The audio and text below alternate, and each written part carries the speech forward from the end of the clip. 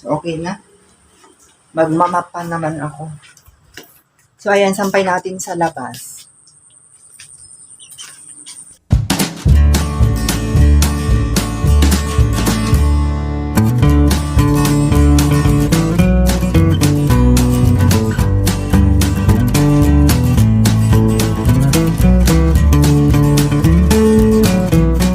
Hello mga kalisan! Welcome back to my channel. This is Indaya ni ang Rayna ng Tahanan.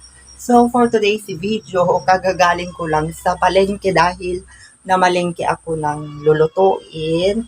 Alam niyo ba yung lulutuin ko? Saluyot, dendeng with halong labong. Tapos lalagyan ko siya ng tilapia na prinito. Kaya eto, naghahanda ako habang naglalaba ako doon sa banyo. Luluto na rin ako para sa ganun. Mas madali yung trabaho natin. Yung labahin ko, kailangan ko isampay, ihabol kasi baka mamaya uulan eh. Ayan o, nagluluto ako ng tilapia. Kasi itong tilapia, ipiprito ko muna kasi hahaluan ko siya ng labong kasi magdedengdeng ako. Tapos eto, yan, pinakainain ko pa yung kanin habang nagluluto ako. Naglalaba na rin ako doon sa banyo. Yan, madilim.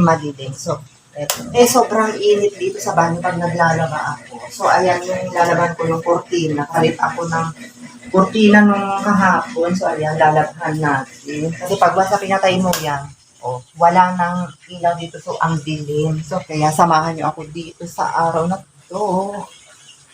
So, I'm back mga listen. Ito, maglalaba na ako para sa ganun madali ko nang matapos yung laba.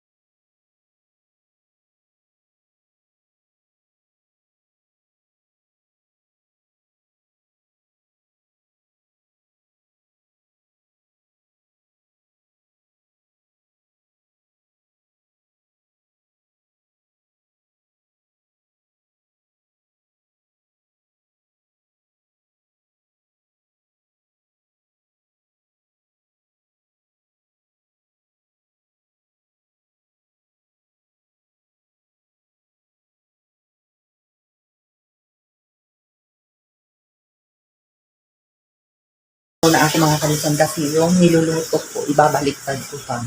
Ganun ang ginagawa ko lagi-lagi. Tapos na akong naglinis, nagdilig ng halaman sa labas. Ayun, namalengke. Tapos pagdating dito, magluluto ng tanghalian. So, habang nagluluto ako, so ayan, naglalaba na.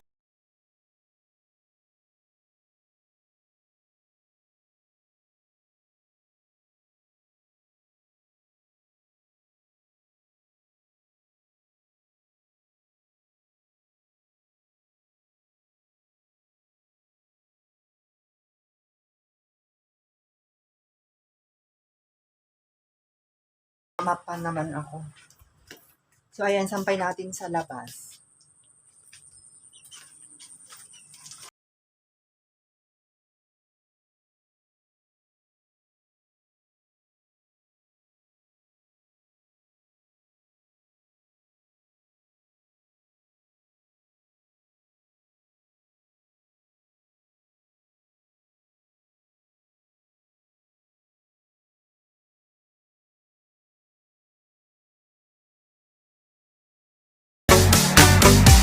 So, ayan yung aking nilabhan na kurtina.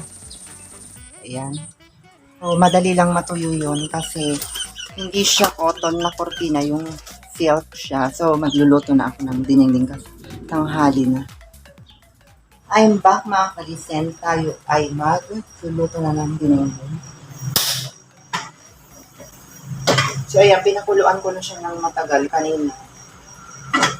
Sabi ng nanay ko nung bata ako, kailangan daw yung labong ay ipapakulo mo siya ng matagal para matanggal yung kanyang pait. So, tignan nyo yung pagkaluto ng aking prinitong tilapia. Ganyan gusto ko na kapag.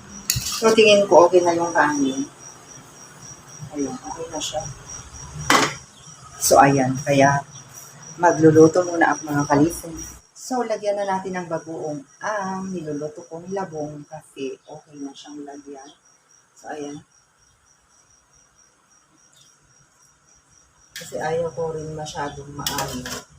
Tsaka, ang technique ko sa paglagay ng seasoning ng aking dinengdeng. Lagyan ko na rin siya agad ng pampalasa katulad nito.